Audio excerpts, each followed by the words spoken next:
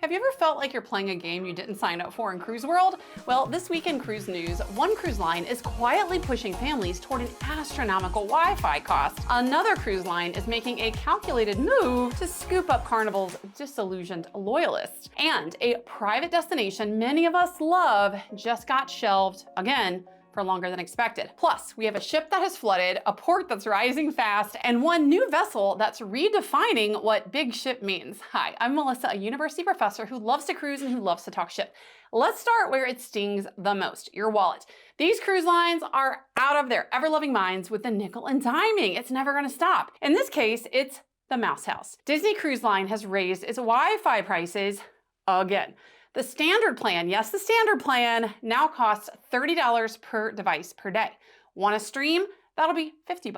And remember, this is coming on the heels of Disney Cruise Line scrapping their cheapest basic plan entirely, the one that many cruisers use for simple things, like checking email or just texting back home. It's now gone. Now, you're not choosing whether to upgrade, you're deciding whether to participate at all. Especially for parents, this cuts off a middle ground. There's no longer a basic plan for their kids to have rudimentary messaging. It's basically all or nothing. If you're sailing with a family of 4, basic connectivity can now cost you more than the cost of an excursion. That is a pretty big deal. Now, some cruisers get around this by doing one of my favorite money-saving hacks. I love to cruise, obviously. I love to ball on a budget. When I cruise with my kids, I'm sorry, I am not paying for them to even have cheaper Wi-Fi than this, so we share Wi-Fi. We log in and out between our devices. I'll buy one Wi-Fi package, I get it the majority of the time, and I give each of my children maybe 15 or 20 minutes a day where they'll log into my account. It kicks me off, but at least it gives them access without having to pay for everybody. And side note, most cruise lines that we'll work with, except for MSC, they lock that down to one device, so there's no mixing and matching and switching off. But I want to know what you think about this, especially if you're like me and you're a digital nomad and you work from all around the world and you work from sea. Would you pay $200 for 4 people just to be online for a single day? Or are you just gonna lock your phone in the safe and embrace the disconnect? I wish I could do that, but the reality is I work from sea, I don't have the choice. But if you do,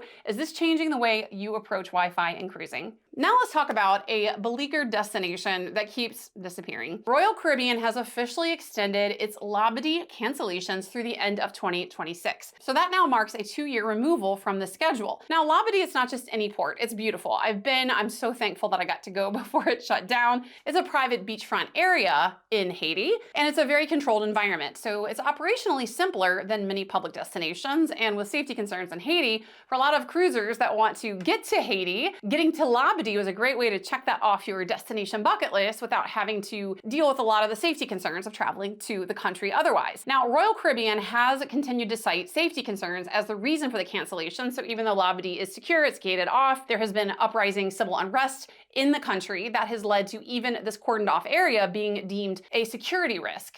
Now, if you follow cruise news, you know that this cancellation of Labadee has been going on for a while, and Royal Caribbean would kind of kick the can down the road. They would cancel destination calls here for 3 months, another 3 months. So this is interesting that they're actually just doing it for the whole year. And I think that's great rather than just stringing cruisers along. Now, if you had booked a cruise to Labadee, those sailings are now being rerouted to Coco Cay, which is an outstanding private island. I do think Labadee is cooler in terms of the destination, but there's a lot more to do at Coco Cay. So that's a great replacement. Or Grand Turk. And I also love Grand Turk. I actually have free port guides for both those destinations in the description below. So if you got rerouted or if you're just going to these places and you want information about them, check out those port guides. So yeah, both of those, they're beach day locations. They're free beach day locations. So they are, I think, a good substitute for Labadee. But if you had your heart set on visiting Haiti, it's definitely a loss. And it's also a hit to the local economy. Hundreds of staff and vendors relied on those cruise visits and those tourist dollars. So this one does hurt on both sides of the gangway. Now, if the disappearance of Labadee is a pullback, then Galveston is a full-on push forward. Galveston got it going on. I had so many times last year when I talked about cruise news that Galveston had some exciting announcements, and I don't know who's working with the Port of Galveston, but you're doing a good job. We have another announcement about development in Galveston.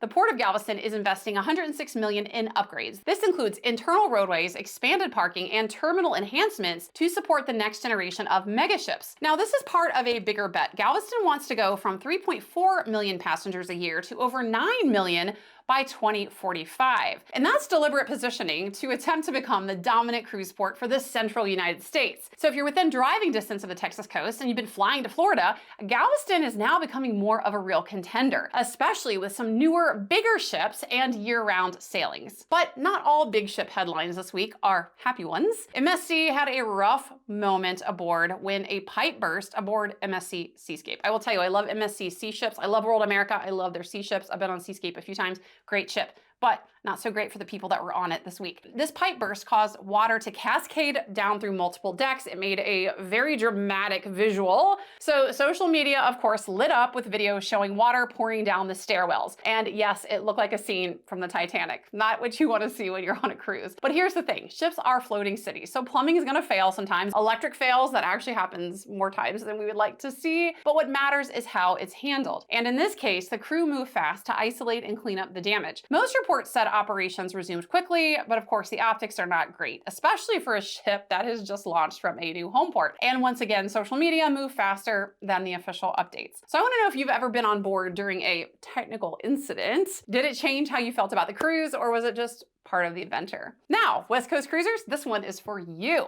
Carnival is finally showing some California love. In 2026, Carnival Luminosa will home port in San Francisco for Alaska season. Meanwhile, Carnival Radiance and Carnival Forenza are adding more Mexican Riviera runs out of Long Beach. Now, this matters because for years, the West Coast has felt like the land of the hand-me-down ships, and that is changing. Now, you can do everything from a quick Baja hop to a 2-week Hawaii run without having to fly east. So more ships is great for West Coasters. That means more choices, more competition, hopefully then lower prices. So if you live in California, this could double your cruise options. But one of the most strategic moves this week came from not a new port or ship, but from a loyalty program. Royal Caribbean got some shots fired. Royal Caribbean has officially launched its loyalty status match across the entire Royal Caribbean group. That includes their sister lines, Royal Caribbean, of course, Celebrity and Silversea. And in this case, it's not just about status matching, but it's about options. Starting this year, you'll be able to choose which brand gets your points. And the timing of this is interesting because this rollout comes just as Carnival is still